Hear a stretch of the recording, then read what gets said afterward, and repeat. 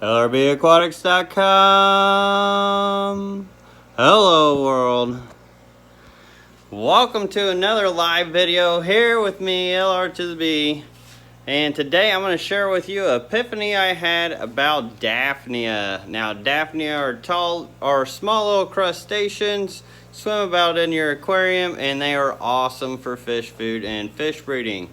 So enough of me rambling on. Let me show you what they look like here. Flip you guys over. Oh, I gotta turn you around first. Oh, whoa. Now here is what Daphnia looks like. Now this is Magna Daphnia, also known as Red Russian Daphnia, and it's the largest Daphnia you can get. I really like these guys because they make a great food source, because they're also very tiny when they're at a smaller stage in life. So there's all kinds of sizes you can get out of them. This is actually in a divided tank that I was having issues with in green water, and I was like, might as well throw some Daphnia in there. Since I love green water, it'll help clear it out, and then it can also get into the other tank. So the only way that they can get in is through this seam right here. And they have managed to find their way for sure, because there's a ton of them over here. I've actually got a breeding pair of Picta rainbow fish in here. They're not coming out now because they don't worry about food anymore. So they're not worried about me feeding them, but I'm sure they're in there breeding. And it's nice having this green water over here, because it'll help feed these guys as well. Now if you don't have green water to actually feed these guys, what I like to use, and a lot of people use, is yeast. So you can use this active dry yeast here.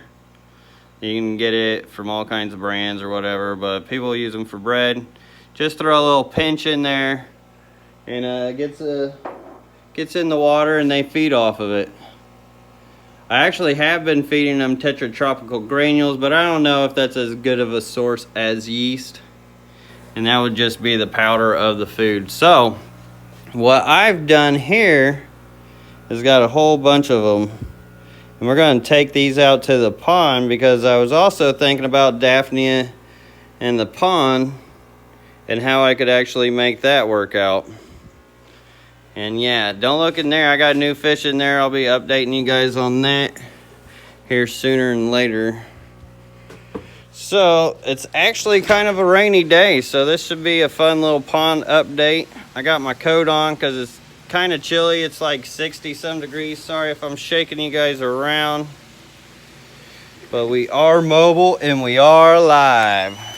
Any raccoon trouble? So there hasn't been any raccoon trouble, and a big reason to that is I'm going to say, hold on, my phone is getting like super wet.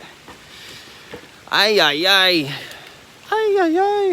But a big reason for that, I think, is the water lettuce. So the water lettuce is in there, and they try to mess around in the pond, but the water lettuce gets in their way. So I think it really deters them. Somebody mentioned that to me, and then I started doing that, and it worked out pretty well. I haven't had any issues with them lately. So really need to dry my screen off here. There we go. And I'll get to the chat here in a little bit. So I've got fish breeding out in these little nets. I got these golden white clouds. They haven't really been breeding for me much lately. And then I've got cardinals in here. I have been breeding them live food. My son's got a little pool up here that he actually keeps in. I fish a lot of my live food out of here, like mosquito larvae. Kind of hard to see, but all them little black specks, that's like mosquito larvae. That's really good for them. So that got me thinking, how about I try to get some Daphnia out here? So what I'm going to do is I'm going to put the Daphnia in here. It should go all right, because that colony of Daphnia I showed you earlier in the garage, it actually only started with like a little bit, probably like half of this, and they blew up in just like a week. Look at that, they're all balled up. So I'm just going to add a little bit, swish them around so they get in the water column. So I'm just going to add a little bit in each. And that should be enough to kick start the cultures.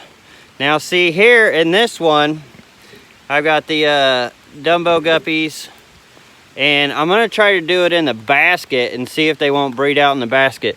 Now the only thing, the ideal with this would be to put something on the bottom of this basket. As you can see here in the corner, there's holes on the bottom. Daphnia like to go down towards the bottom. So if I had a something like this with holes on the side but not on the bottom, that would be perfect to actually keep Daphnia in, and then it could like release them through the holes, and I'd have a better chance of having a colony in here. But we'll go ahead and try it anyway, see what happens. And yeah, I thought that should help encourage the breeding as well, because live food always definitely helps with any kind of breeding. Line the basket with fine mesh. Yeah, I was thinking about that, or maybe just putting something solid in plastic on there. I was hoping that there wouldn't be much reflection since it's kind of rainy. You see the Millennium Orange Albinos down there. They're loving the rain. I guess you can see it real good here without the reflection. That's not too bad. Look at this valve. This is absolutely insane. Like, I could pull this whole mat. Like, it doesn't look very big from there, but when I put my hand up to it, you guys can see how big this mat really is. Like, it is insane. I could wear that as a gorilla suit. And I do have that for sale on the website. I'll show you kind of like a portion what you would get. And it's only like, ooh, this pond's getting kind of cold. I think my heaters are plugged in. Well, that's kind of a big portion. Oh man, I don't know. This stuff is tough. Hard to do with one hand. So imagine this without the algae too. Because I'll pick all the algae out for you. And you get a bigger portion than that. Well, you can see the white roots. Then I got bigger bags too.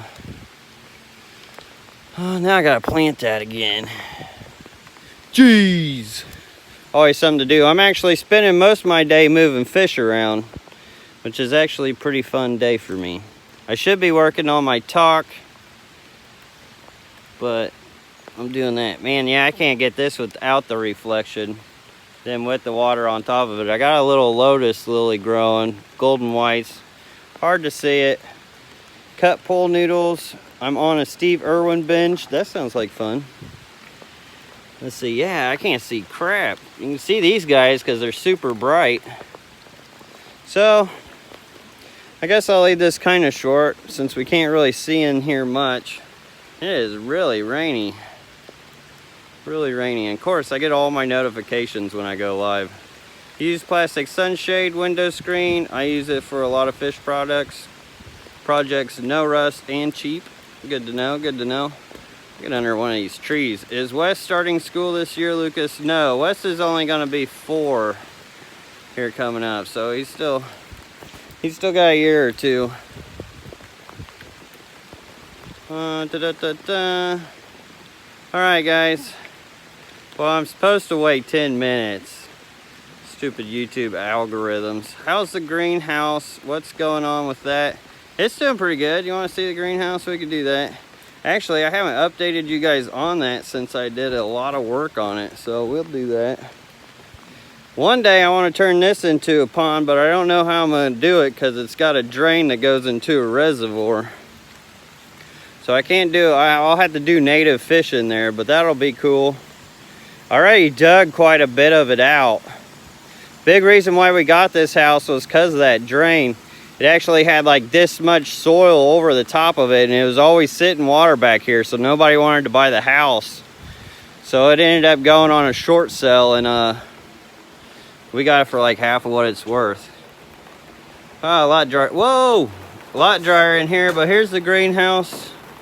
Got some white rock done. Got some tomatoes starting to grow. We had caterpillars eating on some of them, so we got rid of them. You said last night you tried breeding the betas. Were you successful?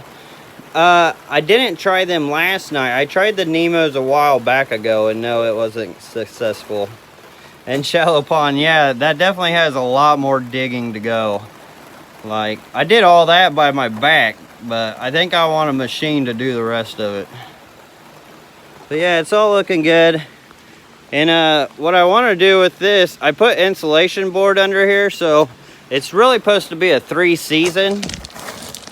But I actually got insulation underneath there that you would use on housing to kind of keep the coolness from the ground coming in, keep the heat in.